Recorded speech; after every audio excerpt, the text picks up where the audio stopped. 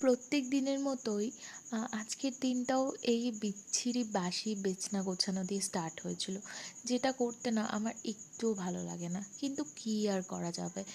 তো যাই হোক, তারপরে ব্রেকফাস্ট কমপ্লিট করে নিয়ে একটুখানি রেডি-সেডি হয়ে নিচ্ছিলাম। তার কারণ হচ্ছে বাইরে আজকে বেশ অনেকগুলো কাজ ছিল। তো সেই সমস্ত কাজ মেটানোর জন্যই বেরোচ্ছিলাম। আর আমি রাস্তায় বেরোবো আর বৃষ্টি হবে না, এটা কী করে হতে পারে?